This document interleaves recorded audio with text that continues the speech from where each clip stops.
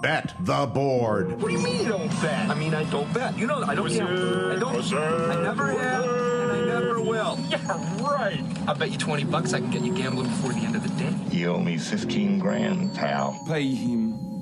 Pay that man his money. It's the Bet the Board podcast. God likes me. He really, really likes me. In the end, I wound up right back where I started. I could still pick winners, and I could still make money for all kinds of people back home. And why mess up a good thing? Here's Payne Insider and Todd Furman. Welcome into the Bet the Board podcast, NFL Wild Card Weekend Edition. Not one, not two, not three, but 6 games scheduled for deep dive breakdowns on this very fine program, and some intriguing matchups, some rematches from earlier in the season, and a lot of angles to uncover for all of you, our loyal listeners. I'm your host, Todd Furman, joined as always by my esteemed colleague and co-host when it comes to NFL football, the one, the only Payne Insider. And Payne, you get to kick back, feet up, and don't have to worry about a Kansas City Chiefs game this weekend for the wild card setup. You're not going to set me up. Come on. Looking forward. Starts tonight. Take it. No one wants to hear about the Chiefs playing the best football of the season down the stretch. Nobody needs to hear that. No, they don't. And we'll hear plenty about it next week, regardless of their opponent. 5 straight evenings or days of football. I'm looking forward to this. Got the college football playoffs tonight.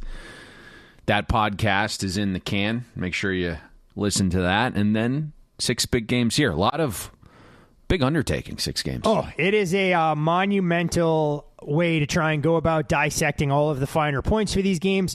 For teams that we think we know, after 17 regular season games, strength of schedule, making adjustments for players that may or may not be in the lineup, and a lot to try and unpack. So let's kick things off in what we'll call the Houston Texans wildcard weekend time slot, because when Houston makes the playoffs and they play the opening weekend, they are always in the early game on Saturday. And for TV executives, this was a no-brainer. You got 2 teams with minimal fan bases and the ability to move the dial. Texans playing host to the Los Angeles Chargers. It's the Chargers, a 3-point favorite. This number trending towards a soft 3, although there are plenty of 3 flats or 2.5 minus 20s out there in the market. Total on the game, 42.5, down a touch from where it opened at 44 on Sunday night. The Houston Texans trying to get the monkey off their back, as they're the only team in the NFL never to reach the conference championship game. Back-to-back postseason appearances for the franchise for the 4th time. Houston Texans, 17 games played over the last couple of seasons, decided by 5 points or fewer. So that has been the DeMeco Ryans and C.J. Stroud blueprint. Meanwhile, on the other side, the Chargers, under the leadership of Coach Harbaugh, get back to the playoffs despite going just 2-5 against playoff teams so far this season, with both wins coming against the Denver Broncos. First playoff appearance for the Chargers since losing 31-30 at Jacksonville back in 2022, a game where they squandered what felt like a 100-point lead, and a franchise that has not won a playoff game since the 2018 AFC wildcard game against the Baltimore Ravens, which, lo and behold, was Lamar Jackson's first ever playoff game. Road favorites, Payne. Very small sample size, just 2-6 ATS in the playoffs going back to 2016. We saw it twice last year in Wild Card Weekend. The Cleveland Browns went down at the hands of the Houston Texans, and of course we know that the Eagles didn't get off the bus for their trip down to Tampa against the Buccaneers. So many different ways to try and attack this. This is a Houston Texans team trying to figure out their offensive identity without their playmakers. Basically Nico Collins and Joe Mixon, but Mixon has fallen off a cliff, especially behind an offensive line that has really struggled to protect and or block in the ground game. It's a Houston Texans defense that looks a little bit different, down a couple of cogs in their secondary, but still some pieces that you really like and can gravitate towards in their ability to generate a pass rush, against the Chargers offense that looks a hell of a lot different, with a healthy Justin Herbert, mobility playing a role, as we saw on full display last weekend against the Raiders. Quentin Johnston going absolutely nuclear with his best game as a pro, and a Chargers defense that, yes, by counting stats looks to be very good, but when you adjust for strength of schedule, leaves a little bit to be desired. I mean, so many different ways to go in the handicap of this game. Which is the one matchup or two that you're most intrigued to see unfold at Reliance Stadium, 4:30 Eastern on Saturday? I think that's the best place to start, is with the matchup. We can get to the price at the end. I think if you're a Texans fan, you're hoping Bobby Slowick comes up with some magic again, because the Texans had their best data point of the season in this wild card game last year against Cleveland at home, and it just felt like Slowick was a step ahead of Jim Schwartz the entire time. I think the question becomes where's it been? We really haven't seen anything from Slowick in 16 weeks, and we weren't high on him with his first season in the preseason. It just didn't look right, and then it kind of started to get better. But I think we came into this year regarding Slowick, the range of game plans and play calls, the delta between them was just so large. When's the good stuff coming? You don't know. The incessant early down runs are still very present.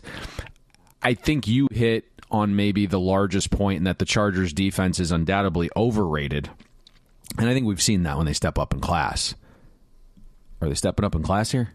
Not from what we've seen from the Texans over the last couple of weeks. Yeah, it would suggest they're actually coming down. And I think as currently constructed, the Texans have the worst offense of all the playoff teams, and that may be a surprise to some Steelers fans. But Houston's trending metrics are unfathomable when you think about C.J. Stroud. Since Week 12, Houston's generated successful play 38% of the time. That only trails the Saints and Browns in that time frame, and those offenses have played basically musical chairs with backup quarterbacks. C.J. Stroud has certainly regressed this season. QB 28 out of 36 qualifiers, and adjusted EPA per play, which basically accounts for all of the variance and factors outside of his control. I mean, Houston's throw game right now without Tank and Diggs has been pretty problematic. Only thing really working when you look at their throw game is the occasional slant to Nico or the play action deep shot to Nico, and the Chargers have been elite preventing deep shots since they live in zone and play 5 defensive backs pretty frequently. Lots of 3 safety looks because, Derwin James is physical enough, they believe, to come down and act as a linebacker if needed. If you look since Week 5, Houston has the worst rushing success rate to boot, which proves to your point that's Joe Mixon being uber efficient has not really been a thing since early on in the season. Joe Mixon looks like the Joe Mixon we saw with the Cincinnati Bengals is what we're seeing right now. I think a lot of that has to do with the offensive line. I don't know how it got this bad. They've spent some money. They've allocated a lot of draft capital. They're 31st in run block win rate, and so Mixon isn't getting a ton of help.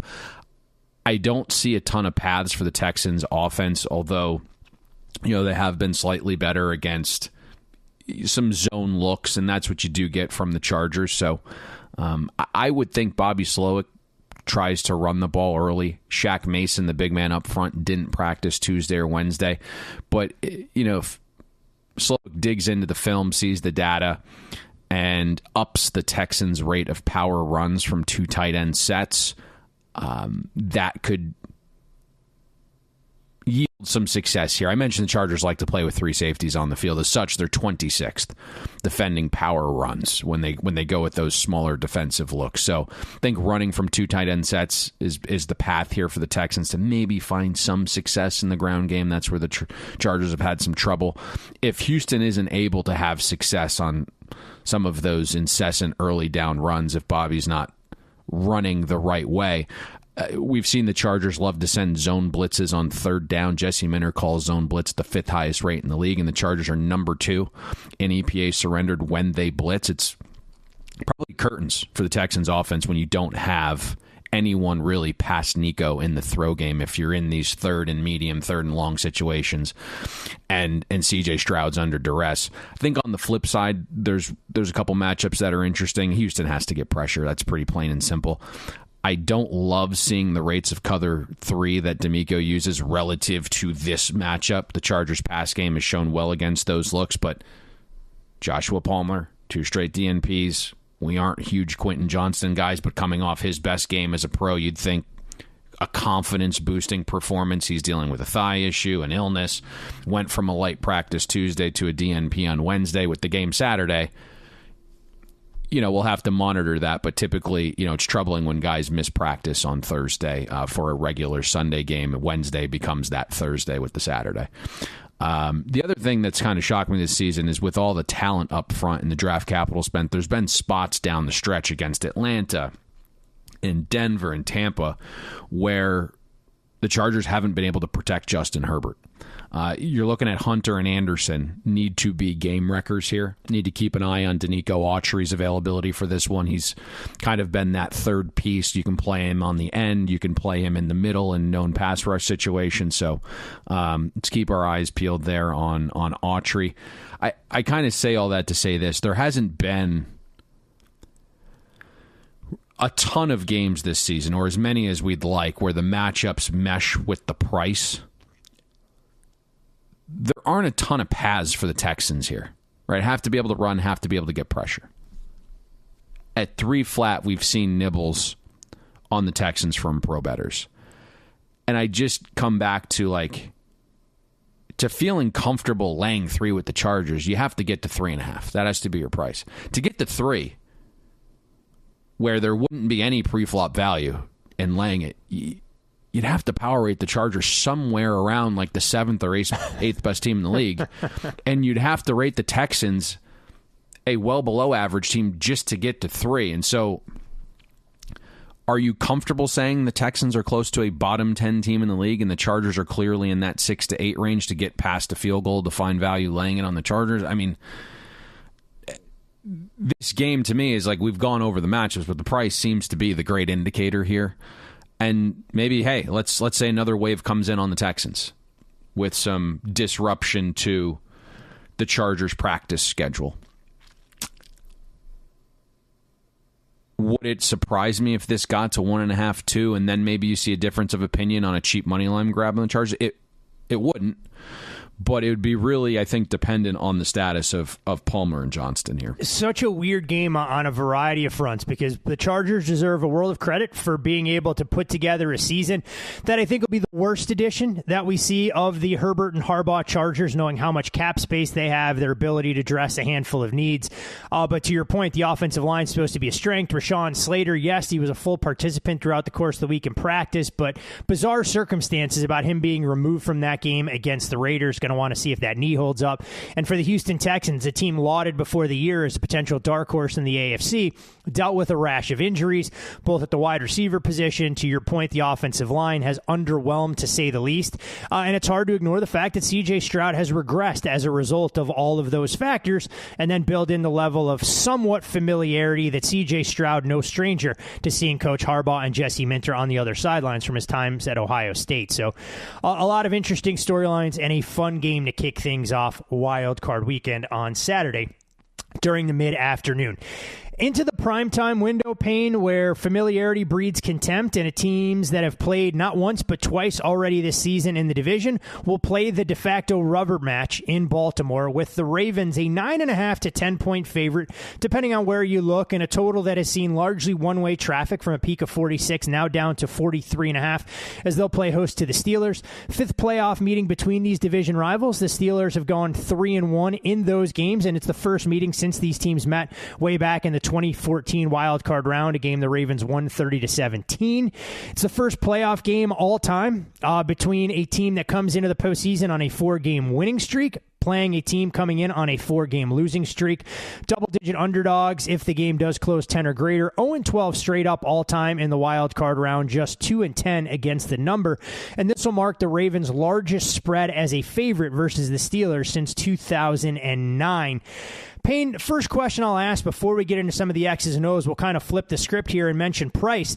These teams met just a few short weeks ago. The Ravens were a 6.5 point favorite on the open, closed as high as 7, were able to find separation in the second half, but in that meeting, they had a healthy Zay Flowers. The Steelers went in a battle without their primary pass-catching weapon in George Pickens, hit the fast-forward button. The Steelers' losing streak continues. The Ravens continue to win games en route to wrapping up the division, and here we are with the number basically hovering right around double digits. Yeah, I think a lot of people came to the conclusion that Baltimore might be the best team in the league, if not number 2, and we've seen Pittsburgh just kind of their power rating dwindle, losing 4 straight. So, I mean, that's been the adjustment here, but what makes this game so interesting is the differing opinions on the game because of the price, right? That's kind of what you're pitching here. 8.5 didn't last, And then some of that is certainly teaser protection, but a respected opinion or two laying it, getting out ahead. And then at 10, while there's still a couple 10s out there, that has been a number that was attractive to other pro bettors. And then the same thing on the total, right? Opened Sunday night at 46.5, 46. It plummeted through the key of 44 to as low as 43. And we saw a small buy over at 43, and we're sitting basically at 43.5 on the total. In my mind, there are kind of a few key meaningful elements in this game, and I think the big one is certainly on Baltimore's offensive side here. Undoubtedly, just a juggernaut, number one in schedule adjusted efficiency in the league, and it's by a long mile. They finished, at a historically good level. They do a very elite job on early downs, and it kind of sets them up to be multiple on third down or bypass them altogether, right? When you're sitting there in 3rd and 3, how do you defend them? You can't. Right? And it's led to a lot of difficult situations for defenses. Now, Mike Tomlin in the Steelers defense through 8 data points against Lamar have defended him better than anyone else in the league. Lamar's career completion rate against the Steelers is below 58%, more interceptions than touchdown passes, adjusted yards per pass attempt 2.7 yards below his career average when facing Pittsburgh. What we've seen from Tomlin in the Steelers defense against Lamar is lots of cover one, man coverage, blitzing, and pressure in general, right? The Steelers are 3rd in pass rush win rate. They kind of want to stop Lamar before he gets going. Pittsburgh has been very good against mobile quarterbacks. They faced Lamar Jackson twice this season. They got Jalen Hurts, Bo Nix, Jaden Daniels. In those 5 games, the 4 quarterbacks ran for 143 yards, less than 29 a game. Pittsburgh is familiar with Lamar's speed. We talk all the time about Lamar's speed being kind of a shock to teams out of division, out of conference. It isn't to Pittsburgh. Now, he can go out there and have a great day with his legs in a 1-game sample size, but to this point, Pittsburgh's been very effective stopping those mobile quarterbacks. And then I think the other difference of opinion is how you gauge the first 2 meetings of this series, right? Earlier this year in the first meeting, Pittsburgh really stifled Lamar. The second meeting, Lamar got his revenge, but what's interesting about that is a lot of the passing EPA metrics against man coverage looked similar for Lamar, aside from Yak. 33% of Lamar's passing yards came from Yak. And the bigger factor, I think, for Lamar's success in that second matchup, you mentioned one on the offensive side of the ball there with Pickens out, were injuries. Cornerback number 2, Dante Jackson, did not play. Starting safety, Deshaun Elliott, did not play. Lead corner, Joey Porter, was injured and left the game after 16 snaps. Starting defensive lineman, Larry Ogunjobi, did not play. If you're a cover 1 defense and the Steelers use it at the 3rd highest rate and 3 starters are out in your secondary and you're facing an elite offense, you're probably going to be in trouble, especially on a short week when you don't have as much time to build in change-ups like that game took place in a short week. Now the role's reversed here. Dante Jackson has practiced in full this week. Joey Porter Jr. is back. Elliott is back. Zay Flowers is down. Zay Flowers ended the season with the 2nd best average separation score against man coverage this season. Zay Flowers was Lamar Jackson's first read 80 times more than any other Ravens pass catcher this season. It's a significant loss. Now, I do believe the Steelers' defense is overrated relative to perception when I'm looking at our metrics. So if the historical success Tomlin has had against Lamar doesn't really come to fruition, it's because of a few things. Pittsburgh has struggled to stop the run. 30th in success rate allowed since week 9. That has to change here. Without Zay, you'd think another defender can be added to the box at times. The Steelers have struggled stopping zone running schemes, number 28 versus inside zone, 30th against outside zone. The other area, Pittsburgh has been far worse defending passes from 2 tight end sets. Zay Flowers is out.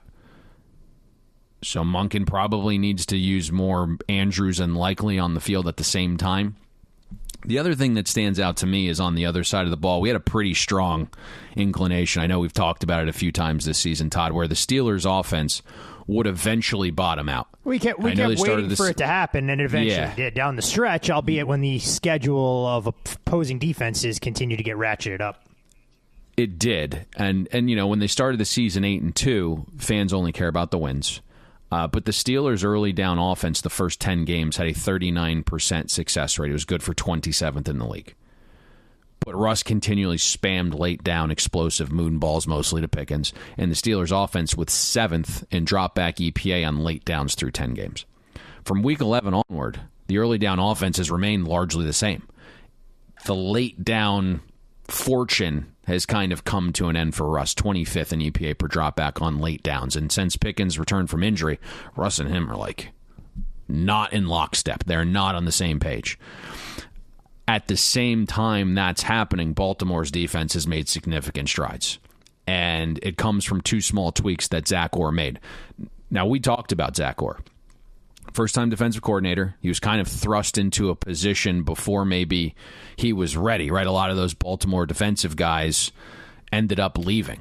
And so Zach Orr's been learning on the fly. The two tweaks he made were moving Marlon Humphrey exclusively to the slot. He's lived there since Week 11. The other is moving Kyle Hamilton back to the middle of the field at safety rather than having him crowd the line of scrimmage as often. And the Ravens basically have introduced two green dots to where, or sending in the play to Roquan Smith, he's relaying it to Hamilton. Hamilton has kind of got that Madden view almost from the back, and he's making sure everyone's lined up.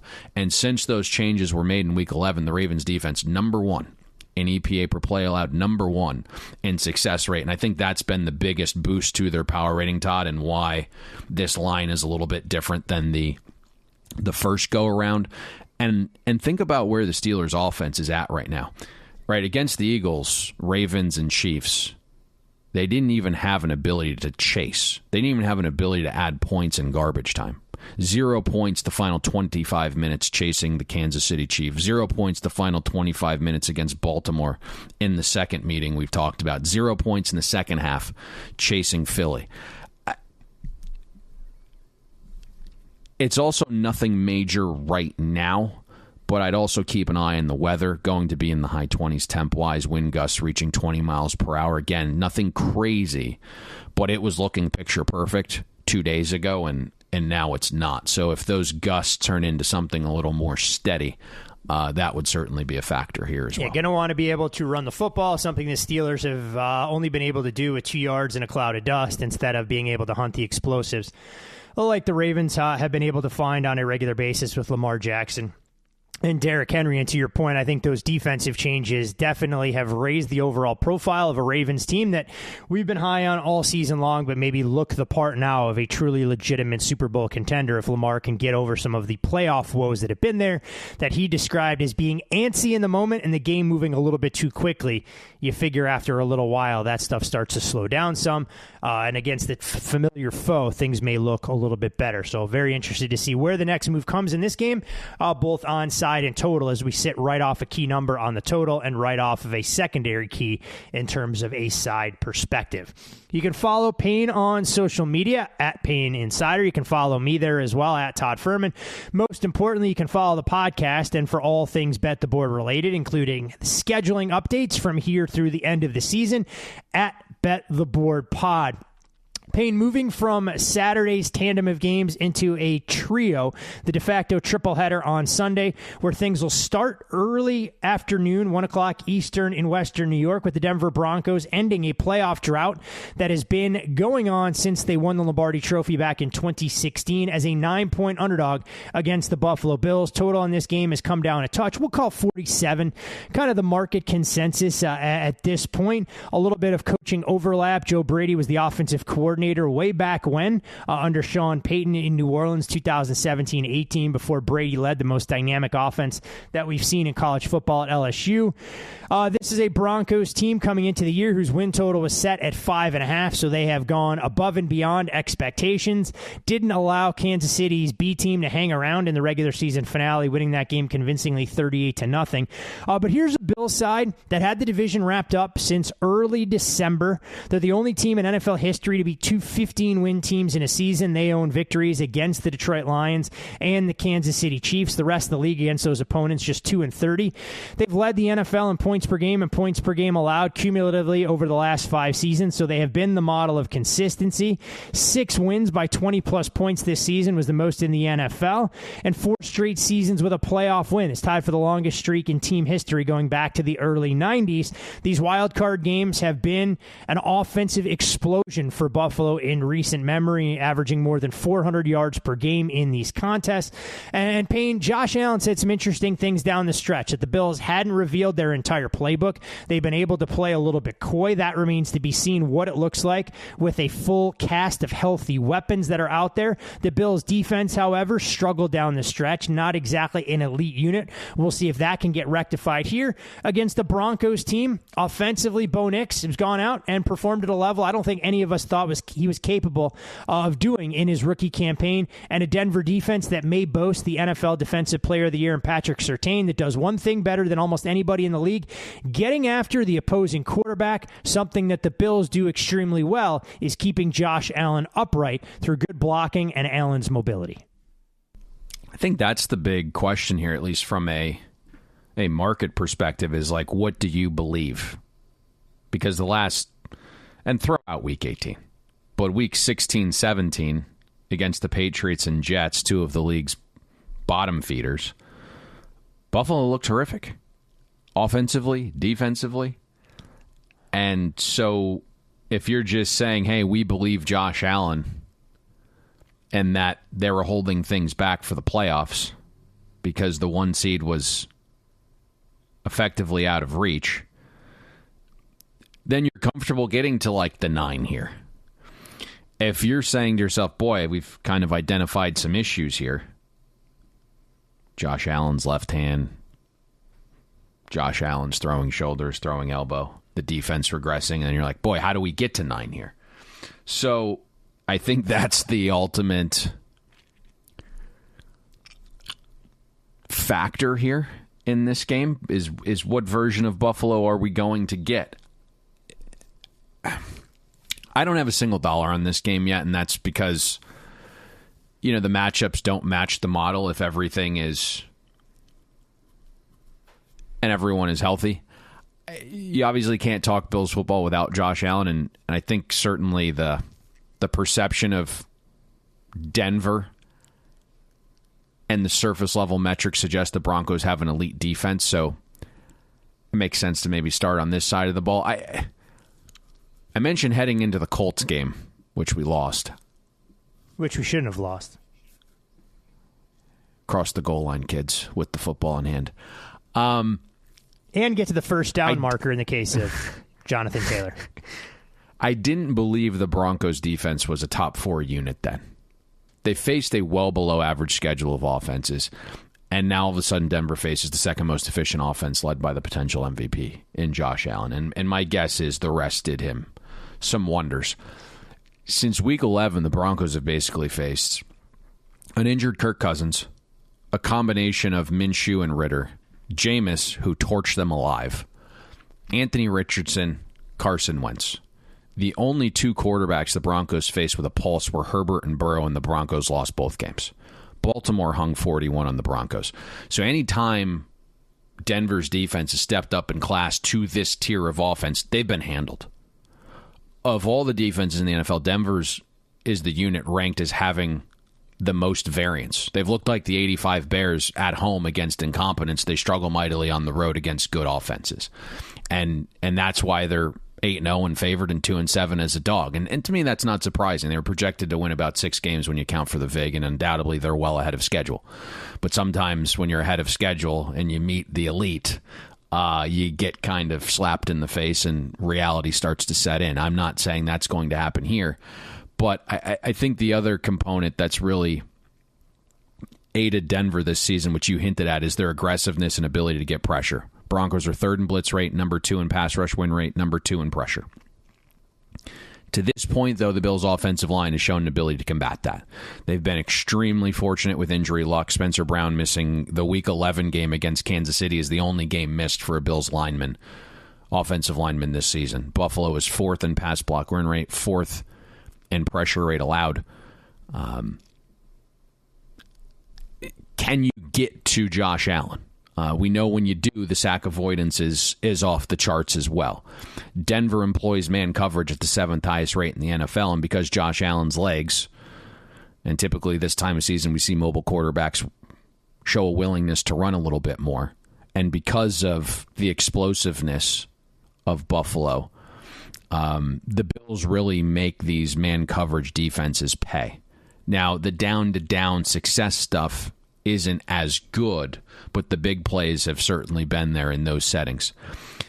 The other side is interesting because Bo Nix is, you kind of said, hey, he's exceeded all expectations. He's been red hot down the stretch. He's going to be discussed a bunch because of that, and he's going to be discussed a bunch because of all of the rookie quarterbacks and how they fare in a first playoff game. That's going to get mentioned basically everywhere. It's kind of a similar situation with Nix and the Broncos offense. Certainly Sean Payton's going to have something in this game that has not been put on film at any point this season. There were clear adjustments made to kind of simplify this offense, but two things really stand out about Nix and Denver's offense. Variance again, and schedule. They've had the 7th most variance, and Denver's faced the 8th easiest slate of defenses this season. And so when you look at Bo Nix splits, typically bad defenses don't get pressure, and Nix was substantially better when he wasn't pressured. The Bills' defense has kind of been it's a little bit of a point of contention here because we're not quite sure what that unit is. A lot of the pieces remain the same. McDermott, we trust him. They come with some variance of their own. Full season, Buffalo finished 11th in schedule adjusted efficiency. That's a tick down from where they've been. Obviously lost both their starting safeties. Matt Milano was dinged up. Kind of the core, the middle of that defense is just a little different. Since week 9, the Bills' defense 30th in success rate allowed at over 47%, 21st in EPA surrendered. So what version of Buffalo's defense are you getting here? The Broncos' offensive line kind of been the unsung hero this season, number 1 in pass block win rate. Again, the schedule been a little bit soft, but McDermott doesn't usually blitz, so I don't know how much natural pressure Buffalo's going to get here. And again, clearly pressure matters for both quarterback and a defense. Over a long haul, right, in enough sample size, QBs are going to play worse when pressure. Defenses are going to play better when they're getting pressure. The delta in both Bo Nix and the Bills' defense are some of the largest in the league, right? Buffalo's pass defense, number 2 in the NFL when they generate pressure. 31st without it. Bo Nix, one of the most sensitive quarterbacks to pressure. Top 10 when not. So there's a ton of variance in this game. The Bills' defense, I think we've talked about the struggle to stop the run. The Broncos' O-line, number 1 in run block win rate. Road game, rookie quarterback. You'd think, Bo Nix should have a supportive ground game. That stat, by the way, blows me away that group can be rated the number 1 run block win rate, and you look at the running backs that Denver has, and they're lucky to pick up 1 yard a carry. Yeah, I mean, Denver needs to find something from its back. They've tried phasing out Javonte Williams since the Chiefs game in November. Estime is a plotter. McLaughlin has tried hitting the home run too many times, right? He was given 16 carries against Chiefs backups. What a sweat that was against the Chiefs backups. Turned into 39 yards. So, I mean, on the season, despite the great O-line play and Bo Nix's legs being factored into this equation, the Broncos' run game's 24th in schedule-adjusted rush efficiency. Since week 9, 30th in rushing success rate at 35%. So can the Broncos actually run on Buffalo even though they're getting push from the O-line? Denver also has to do a better job getting ahead of the sticks. That has to do with the run game. Right now, they're the second worst offense on early downs.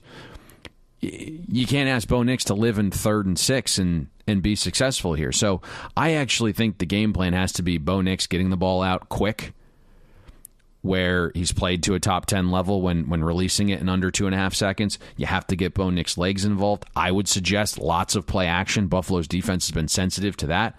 I also think you want to spread Buffalo's defense out.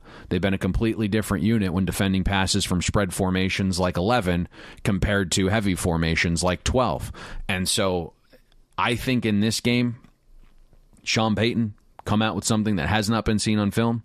Bo Nix was your guy. I think you have to come out aggressive. Line this thing up in 3 wide. Throw the ball, get it out of his hands quickly, run the quarterback. When you are under center, let's have him roll out. Let's use some play action. Let's take some shots. And I think that's the path, despite in your head saying Buffalo's had trouble stopping the run. This is a young quarterback on the road making his first start. Let's try to support him with the ground game. I would go the opposite way. Have you been surprised by the level of success that Bo Nix and Sean Payton have been able to realize in their first season? Because I know coming out of Oregon, we knew the maturity was there. We questioned some of the physical attributes, and early in the season, the A-dot was pretty much non-existent in terms of what he was capable of doing. But we've seen him grow into confidence. I'll throw out the Week 18 game against the Chiefs, against the B squad. Yeah. That doesn't count for much. But I wonder if we sold Bo Nix a little bit shorter. This is more Sean Payton's tutelage. It's been able to get the most out of the rookie that was a top 15 pick. You're going to get me in trouble here because I don't know how to quite answer this. I would say he's been better than we all expected. It's a fair... I wasn't looking for an in-depth deep dive or anything like that. Better than we expected, but not as good as people think he is a fair place to live. I think that's... Yeah, I think that's... You go back to week 9 or 10. You face 2 defenses in Baltimore and Kansas City and can't do a thing. Week 11, it's against Atlanta. They got 6 starters out on defense, 4 in the secondary. He looks great. Play a middling to below average Raiders defense on the road. It's not very good in the first half. He rebounds, has a much better second half. You get in a shootout against Cleveland. You hit a miracle play to Mims. The Colts, you look at that game, you're like, Bo Nix. He's going to see a lot of cover 3. He's been good against that. Colts don't get any pressure. They didn't in that game. He was horrific. Then you go on the road and look awesome against the Chargers. Have the big play late against Cincinnati. Then you, as you mentioned, right, you kind of throw out the Week 18 data points. So it's not like the Bengals defense is any good, and you only scored 24 points in 5 quarters. So the ceiling feels like there's a governor on it, right? I would agree there completely. But he's a mobile quarterback. He gets the ball out quick on time. Sean Payton's a great offensive mind. He's going to put this kid in the best positions to succeed. Where are you going? Right? You have Patrick Mahomes and Andy Reid in the division still. You just mentioned the cap allocation that the Chargers have moving forward with Justin Herbert and Harbaugh. Where are you going? I don't know, right? It's a fair assessment that you may need situation and everything around him to be perfect if the Broncos are able to kind of inch up in the pecking order in the AFC West that appears, at least on paper right now, if the Raiders get their act together, to be the most rugged division in football going forward for the next 3 to 5 years. Yeah, it's interesting. Now, I'm pissed because one of our largest contemplations at the buzzer the final week before the season was we probably need to be going over 5.5 on this, and just never did. Between that and the Vikings, those are the 2 regrets. Would have been nice tickets to be adding to our portfolio, season. That's for sure. Yeah, over 6.5, over 5.5. Here we are, both in the playoffs. So, some regrets there. 7-1 ticket. Added to the long list of firewood. 7-1 season in the NFL. Widely available on the Broncos to make the playoffs. So credit to Denver for overachieving this season and ending that long-standing playoff drought that we mentioned. But no doubt a daunting task heading out on the road to Western New York to take on the Buffalo Bills, who seem hell-bent on Super Bowl or bust. From the AFC to the NFC, and it's a Green Bay Packers team that I would say is probably limping to the postseason, finding themselves a 4.5-point road underdog at Lincoln Financial Field, taking on the Philadelphia Eagles. Total on this game, 45.5, more or less painted across the board. 7 seeds have a 1-7 record in the wild card round since the playoffs expanded back in 2020. The only win, though, came at the hands of this Green Bay Packers team who went on the road and upset the Cowboys last year as a pretty big underdog in that contest. The Philadelphia Eagles could become the first ever team to lose in the wild card round as a favorite in back-to-back seasons.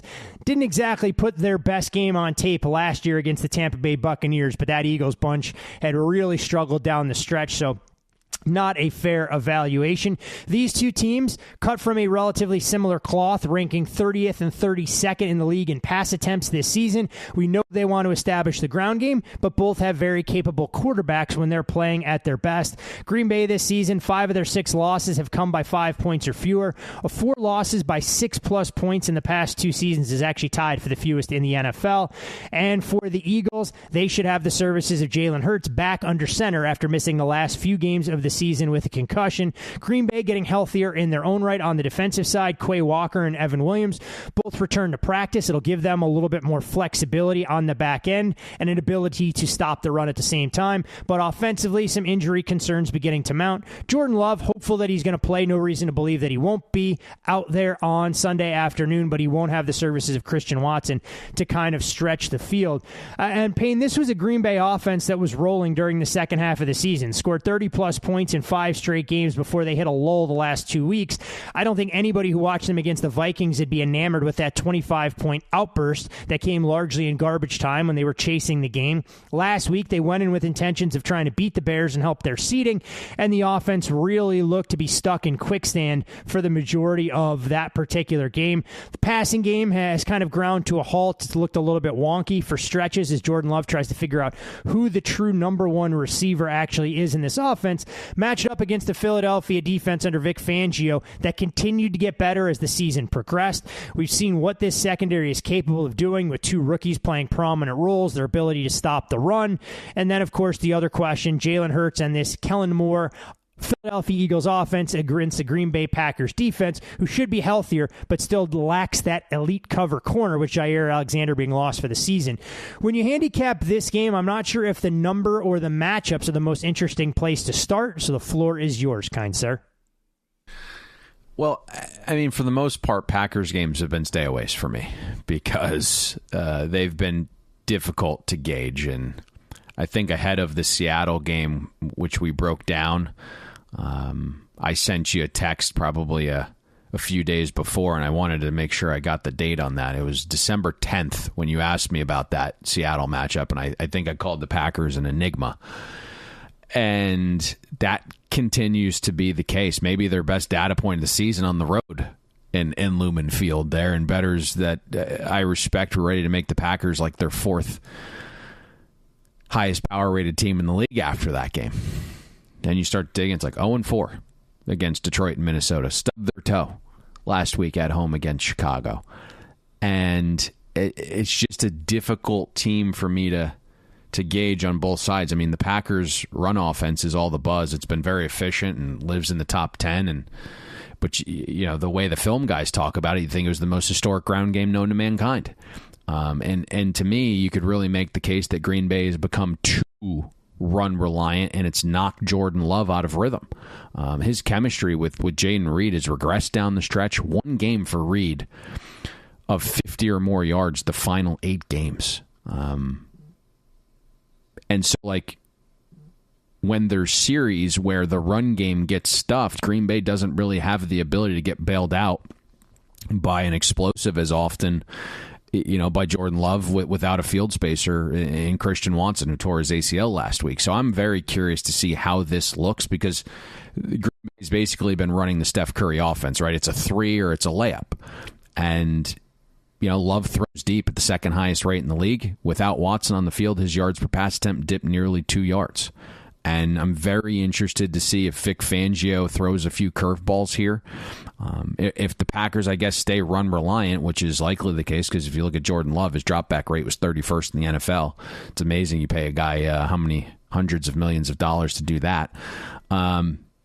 Outside zone runs should work.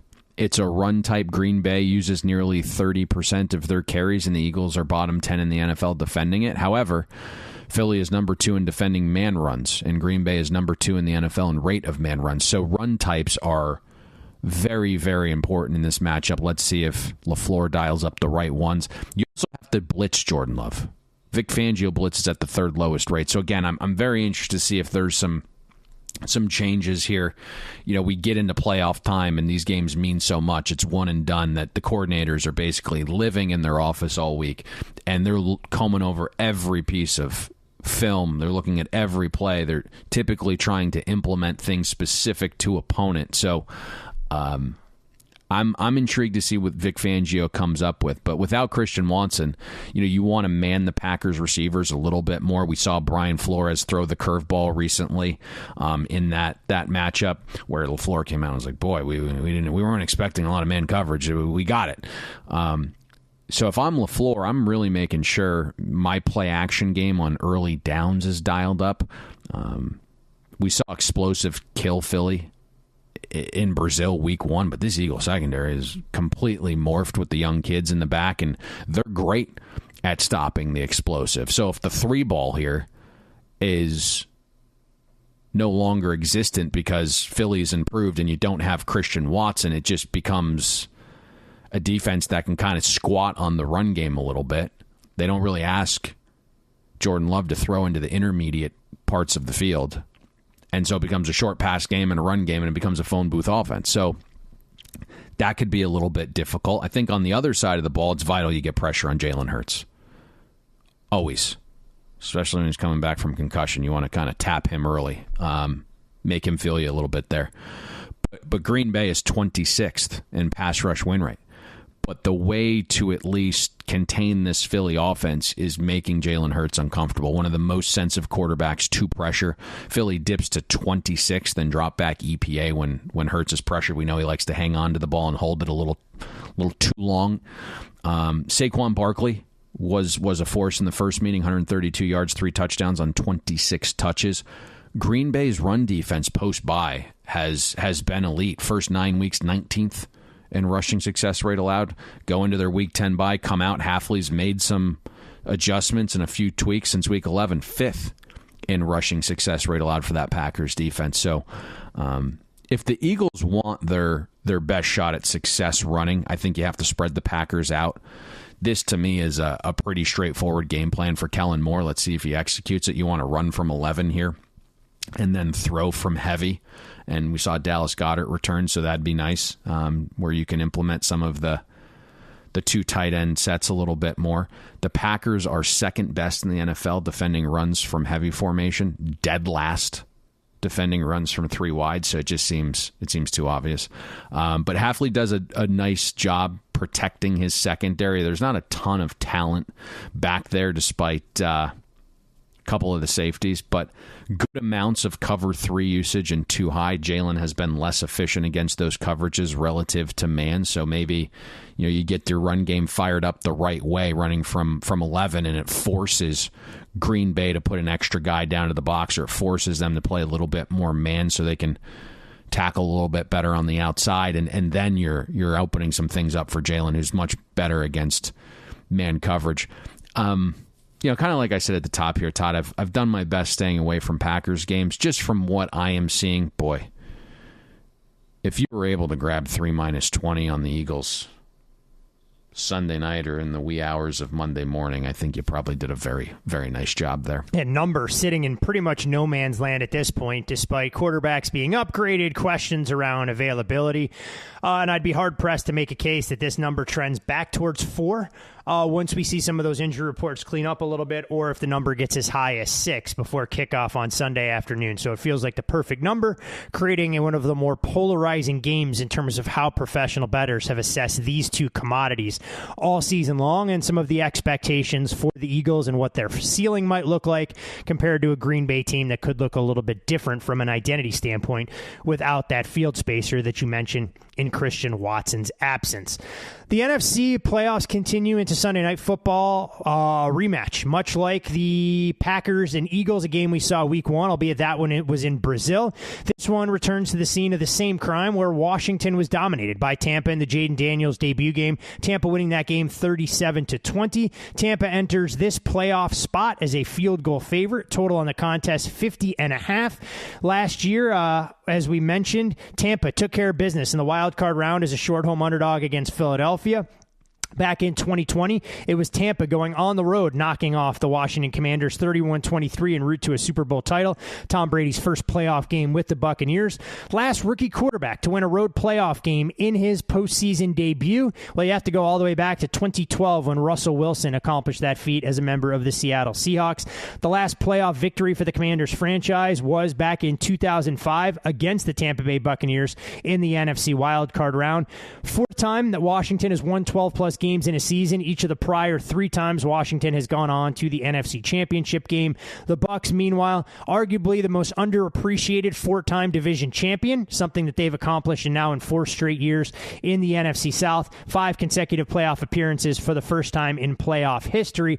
Interesting regular season finales pain for both of these teams. The Commanders went in saying that they were going to put all of their chips on the table, push them all in, and try and beat the Dallas Cowboys. Game took on a very different tenor as they had a scratch, fight, and claw to win that game in the waning seconds. But Jaden Daniels was pulled out of that game, and when Dan Quinn was asked about it, said, no, our game plan was to play him for the full game. We just thought he was dealing with a little bit of aches and pains. Marcus Mariota proved to be the difference maker, sparking the team with that explosive 4th-and-1 run. And on the flip side of things, Tampa made it a lot more difficult than it appeared to be on the surface as a 14.5-point favorite against the New Orleans Saints, a game where they won and controlled their own destiny, had to erase that deficit, a double-digit deficit is that, midway through the third quarter before they were able to find a little bit of separation. Neither one of these teams down the stretch, I'll make the case, was playing the most dynamic level of football on both sides of the ball. I know Payne people talk to, well, look, the Commanders battled back against the Atlanta Falcons and did what they needed to punch their ticket to the postseason. I've seen enough of the Atlanta Falcons, with or without Michael Penix, to know that data point leaves a little bit to be desired. And Tampa, on the other side, their secondary struggled mightily, but it should be a group that's a little bit healthier with the potential return of Jamel Dean and Antoine Winfield for this week's matchup. Let's start for this game on price, because there was a little bit of a battle on this game when the number initially opened. The 2.5 minus 20 that was out there didn't last long, any longer than the 3.5 minus 20 did for the underdog. Yeah. Are these the best teams? No. It is an interesting game because Washington's organization hasn't been in this spot in a while, right? And there's excitement around Jaden Daniels, and Dan Quinn runs an aggressive defense. It's fun for fans in the D.C. area who have kind of attached themselves to Jaden Daniels. We don't know what the Buccaneers are, right? They're 4-6 heading into their bye, 6-1 out of it, and it was because they faced the league's easiest schedule the final 7 weeks, right? Panthers twice, Giants, Raiders, Saints, Cowboys, and then they did have an electric effort there against the Chargers, and so kind of looping this into price, why we've seen this battle is that these are two teams that find themselves top 10 in rate of team variance. And then obviously the massive value of 3 in the betting market. It's kind of caused a difference of opinion among pros. Sunday night, Buccaneers minus 2.5 got late. I was sent that from a pretty well-respected better. Then Monday morning, 3.5 plus minus 15, or minus 15 rather, was wiped out on the Commanders. And so that's kind of why we're sitting here at 3. And it just becomes very interesting because if you get back down to 2.5, I think it probably doesn't last very long. And your mind is almost like, well, if it does get down to 2.5, then all of a sudden Washington gets into the advantage teaser window. And so I think adding to the variance too was at least the potential for rain. I went to bed last night. We were looking at rain throughout this one. I mean, quite literally from like 1 p.m. to 10 p.m. Before we were set to record, I checked the weather models again. It looks to be cleared out by 2 p.m. It's Florida. Rain 1 minute, sun the next. So just kind of keep an eye on things there. But yeah, as of last night, I was like, holy shit. Today, much, much better. I think there were a number of bettors that were itching to play this over at open. And that sentiment to this point has decreased with what appears to be both secondaries getting some reinforcements back, that potential of some weather that's kind of waned a little bit in the last 12 hours or so. But Antoine Winfield Jr., right, full participant in practice. Jamel Dean, he practiced on Wednesday in a limited fashion. Today's a big day.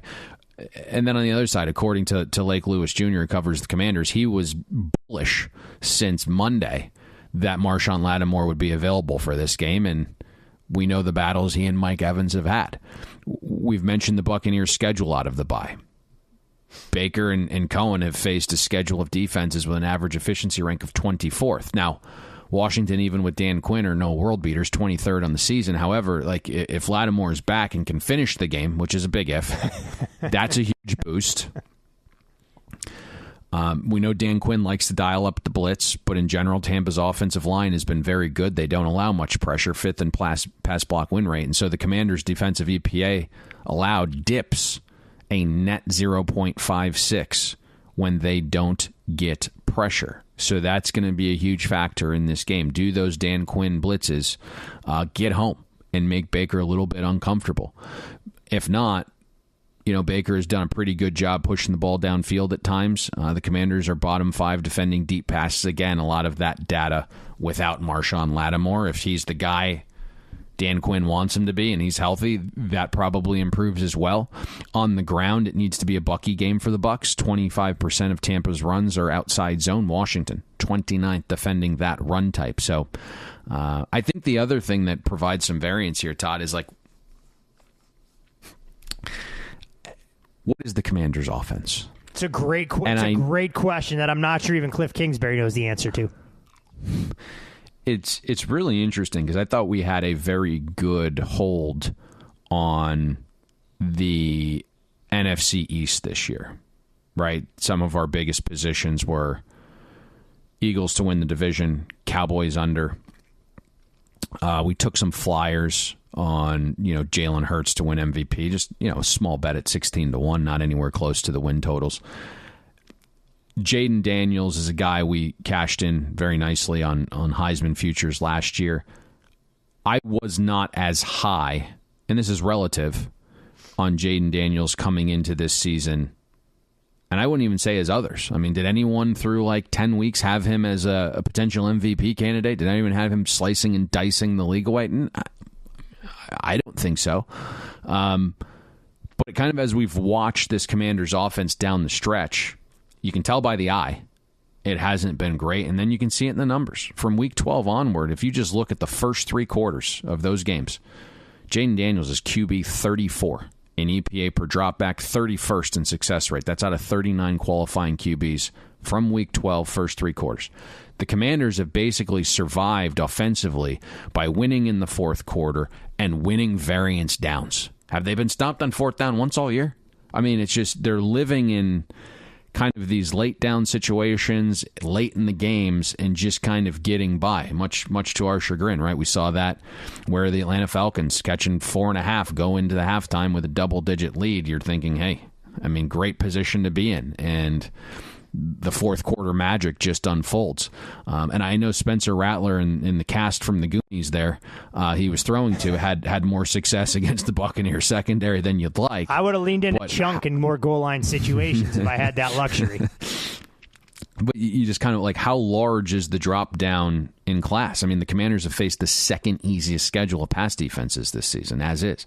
4th easiest schedule of defenses in general. And as I mentioned, we don't know how healthy they are, but certainly to some extent, if you get Winfield Jr. back, Jamel Dean and Edwards, who again, were all at practice on Wednesday, you'd think they're going to have a better time in the secondary this week. A lot of the early season magic from Cliff and Jaden has kind of disappeared. We know Todd Bowles loves to send heat. Jaden Daniels has graded out QB 20 versus the blitz. The metrics do look a little bit better when you look at success rate and EPA.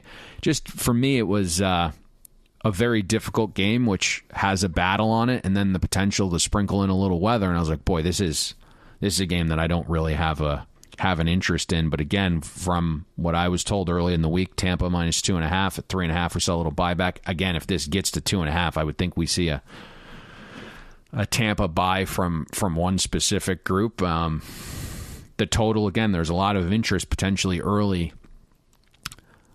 But I just think with the upgrades to the secondary, 4 guys in total potentially, and some of those trending metrics there for Jaden Daniels and that Washington offense, and 2 defensive-minded coaches, I would think we maybe reach a range where 4s in front of that total are a little bit more of the widely available number than the 5s currently. Going to be interesting to see where those waves come in, both onside and total. You broke down kind of both sides of the ball, and it's a Commanders ground game, too, with Brian Robinson that we had questions about coming into the year. He looks like he's hit a little bit of a wall. We saw the Commanders begin... Can't really run on Tampa. No, you can't really run, but we saw maybe a glimpse of the way Cliff Kingsbury may want to go with some Austin Eckler getting sprinkled in as a pass catcher against the Cowboys, something to keep an eye on as we get closer to kickoff on Sunday night, weather permitting, for what should be a fun game with one team that has become a playoff stalwart and one team looking to become one with a rookie quarterback in Jaden Daniels.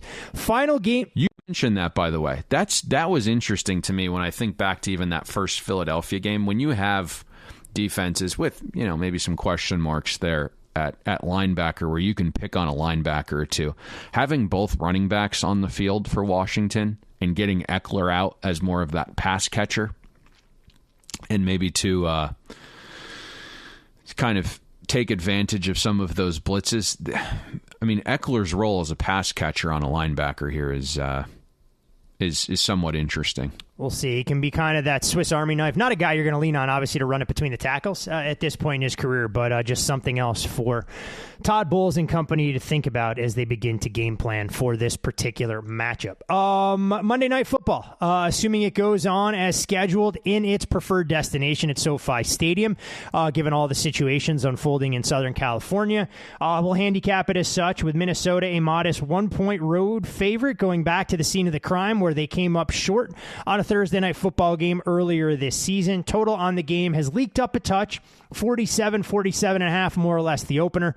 Still some 47.5s out there, but we'll call 48 the prevailing price tag. First playoff meeting between these franchises since 1999 in the divisional round.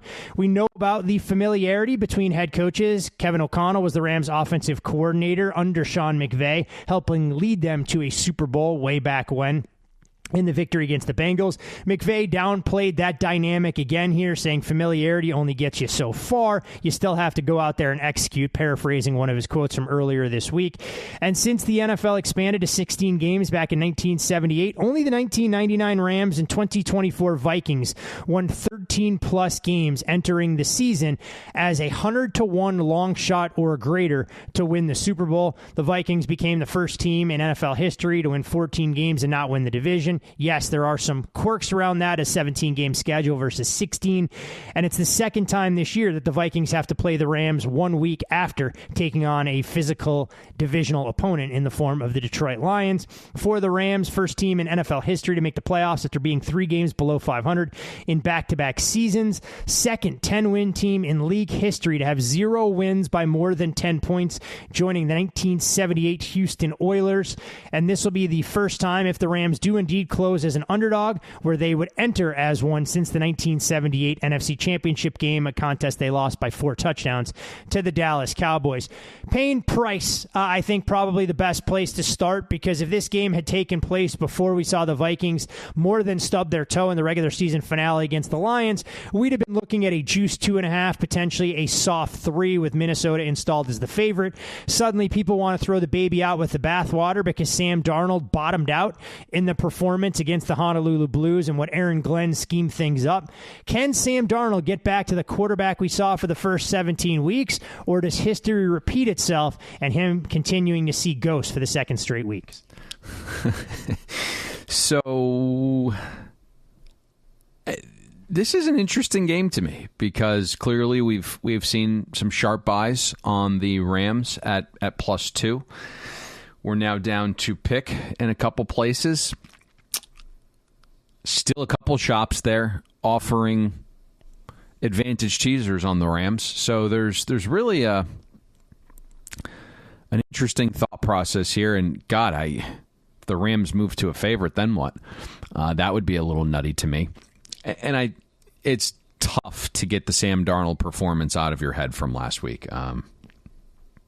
That might have been the best defensive game plan and execution we've seen from a defense all year. That may get Aaron Glenn a head coaching job if he wasn't already on some short lists. It may. And I'm not like a massive Aaron Glenn guy, but what he's done down the stretch with a MASH unit has been, especially there. I mean, Sam Darnold was pressured on 49% of dropbacks last week. He was inaccurate on 20% of his throws. Early on, you could just tell he was so juiced up. He was throwing the ball high. The spot may have been too large for Darnold, and he had handled pressure well leading up to that game. But boy, that was Sam Darnold Jets uniform type stuff, seeing ghosts, and it wasn't just the handling of the pressure, right? He wouldn't get rid of the ball when things were open for him, and so I kind of correlate that to this game. And we've talked about the Rams a lot.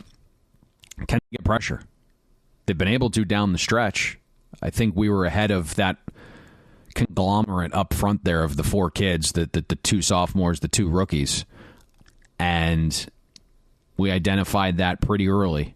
And when the Rams get pressure, it is a top 10 defense defending the pass since week 12.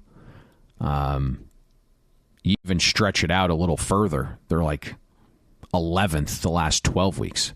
Without pressure, though, it's a dramatic dip. It's a bottom 10 pass defense. And so that is really the factor here is, can you get pressure? Can you make Sam Darnold look like he did last week? If that transpires again, the Rams are moving on.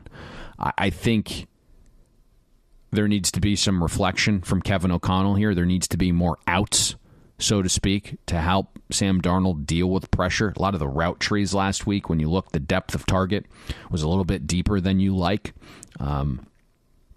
I think you have to have Sam Darnold throw with a ton of play action in this game. Get him comfortable. I mean, he's thrown with play action on 29% of dropbacks. It's above league average, but hell, spam that shit. Like, if you had this game at 40, like if he throws 41% of his passes from play action, like, awesome. Like, do it. That's where Sam Darnold's most comfortable. 130 passer rating when throwing with play action. Only Lamar Jackson's been better this year. The Rams defense is extremely vulnerable to play action. Bottom 10 in the league. You go back to that first matchup in LA, short week. Darnold was 8 for 8. Both of his touchdown passes against the Rams came using play action. They just struggled on third down in that matchup, especially late in the game. If I think we get the 2024 Sam Darnold here, there's going to be opportunities against this Rams secondary, especially if Kevin uses play action and the Vikings can protect a little bit here. There are going to be some guys open in that secondary. Addison was open last week if Sam was a little bit more willing to release the ball in a timely manner. Other side to me is maybe the interesting point, because Sam Darnold, talking about him, is kind of the low-hanging fruit everyone's going to discuss this week. You turn on your radio, right? We try not to. Try to be a little different. I was going to go. It's tough not. I was going to go Sports Talk Radio and ask you where you think Sam Darnold ends up for the 2025 season, but I figure I can save that question. Well, before last week, I don't know if he and his wife were going to need to get on a plane. Well, I mean, I kind of said to a buddy that's a Vikings fan, I go, that game may have been the best thing that happened to the Vikings franchise for the next 3 to 5 years. Well, I don't know if it's the best thing that happened to the Vikings franchise. It's certainly the best thing that's happened to J.J. McCarthy. Well, you drafted J.J. with first-round draft capital. If you can keep Daniel Jones at a cheap price as a veteran backup, it may be a better dynamic than Sam Darnold thinking he should be the starter there. Well, here's kind of where I'm going with this. It's very difficult the way Sam Darnold played prior to last 100% week to cut ties. To get rid of him, yes. And you kind of, at that point, you can probably still get something for J.J. McCarthy in what appears to be a quarterback class that not a lot of people love, and you haven't told the world that he might not be great yet, and so you don't lose leverage there. And if you're signing Sam Darnold to a long-term deal, it's going to be more in that like Baker Mayfield variety and not, $500 million to where the rest of your cap is a little wonky. So it was certainly being contemplated. What transpired last week and what potentially, if Sam Darnold goes pop again this week, it's J.J. McCarthy moving forward. There's no doubt about that. But I think, past the low-hanging fruit of, what is Sam Darnold going to be this week? What's his mental makeup? Is he, was he in bed, Monday morning sucking his finger, in a dark room somewhere? We don't know that. But what we probably need to think about is the other side of the ball, because that's really where the Rams showed well in that first matchup. Again, it was a difficult spot for the Vikings. They had played Monday night, traveling across the country, short week. And I think when I look at Brian Flores, what is he going to do to make some changes this go-round? I mean, the Rams did a very good job in that first meeting, getting the ball out on time. They ran the ball really well. And so LA wasn't really living in terrible situations on late downs to where Flores could fire up that blitz and have it work really well. It was 3rd and short. Minnesota was playing zone, and LA was getting the ball out on time with Stafford, and it basically just rendered the incessant blitzes of Minnesota useless. And so I think you probably have to come out with a curveball here. Maybe something that Flores used against the Packers and go a little bit more man. Force 31-year-old Cooper Kupp to consistently win one-on-one at his age. Force Puka, who is fantastic but runs 4.6, to separate. Right? Don't sit in zone in too high shell and let the savviest receivers and finding space and holes with a veteran quarterback dinking and dunking beat you. Right? Minnesota plays lots of too high. The Rams are better against that. Go figure. Right? The run defense for Minnesota has not been as good down the stretch without leads. I think if the Rams are looking at this matchup, they need to run from 3 wide sets. The Vikings are actually below average against those run types. 35% of the runs the Rams use come from man blocking. Vikings defense, bottom 10, defending that type of run. We've seen that type of run be wildly effective for the Detroit Lions in their matchups against the Vikings. So for me, it's really about the adjustments of what Brian Flores is going to do here. We talked off air, apparently, and I don't know whether it was an excuse or reality, but Flores said, hey, it was a short week. We were ill-prepared. We didn't think there was a shot in hell Puka Nacua was going to play in that first matchup, so we didn't have anything for him.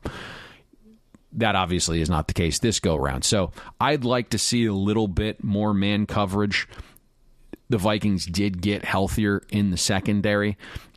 So you want to challenge these guys.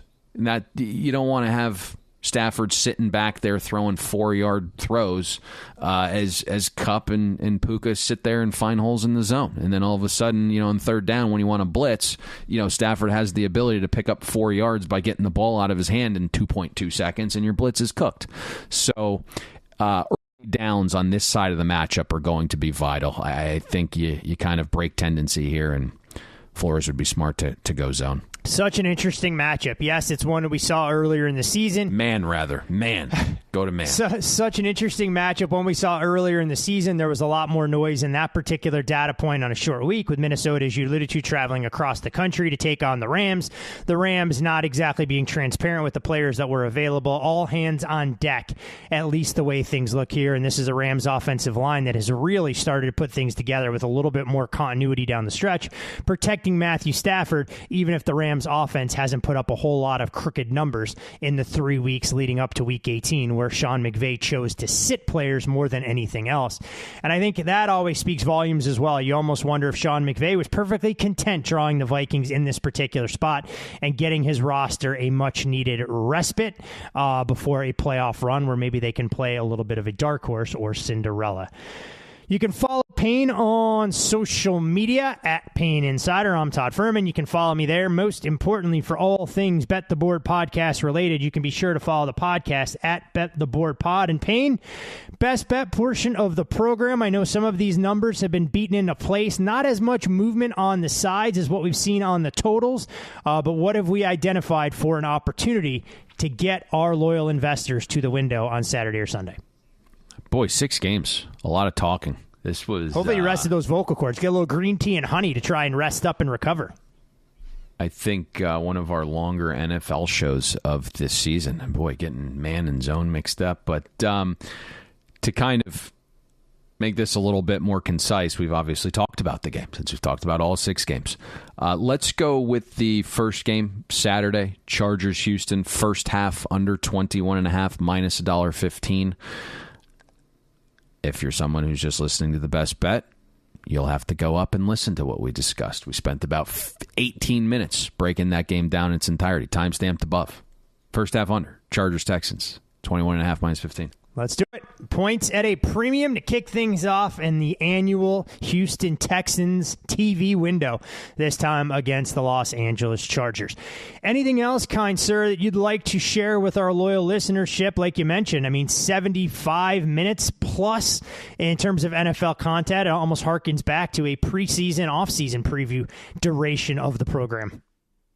No, that's it. I'm excited for the football games kicking off tonight at the college level. Again, the three of us, with Brad included, did a breakdown of the college football playoff games. So once you listen to this one, keep your podcast app open and it'll bleed into the college football podcast. I think our schedule moving forward is pretty easy, right? All the Thursdays for the divisional round on the 16th, conference championships on Thursday the 23rd. The one curveball would be the national title game, which sounds like it's set for Friday the 17th. So get that out a little bit. Sounds right. Get that out a little bit earlier. Give it a chance to run rather than just throwing it up on people's feeds the day of the national championship. Once we know the two combatants that will vie for the college football title after we see the semifinal games unfold. Appears a little bit of a flu bug making its way through the Notre Dame locker room as of this morning. We'll see what kind of impact that has.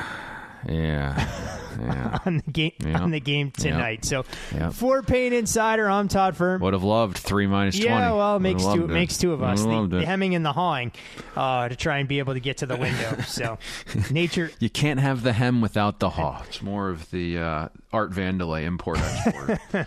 Bet it and forget it and figure out what to do with it later. But sometimes greed gets the better part of all of us in that regard. So for Payne Insider, I'm Todd Furman. Best of luck with all of your NFL wildcard weekend investments. And with a first half total under the number between the Houston Texans and the Los Angeles Chargers come Saturday afternoon into the early evening, we'll see you at the window. We hope you enjoyed listening to this episode of Bet the Board. Make sure you follow Todd and Payne on X. Todd is at Todd Furman. That's TODDFUHRMAN. And Payne is at Payne Insider. That's PAYNEINSIDER. Don't forget, our weekly newsletter comes with an additional best bet. Have that delivered to your inbox by clicking the link atop the podcast show notes. And most importantly, subscribe and download Bet the Board. We're on Apple, Spotify, Amazon Wondery, YouTube, Google Podcasts, and all your other major platforms.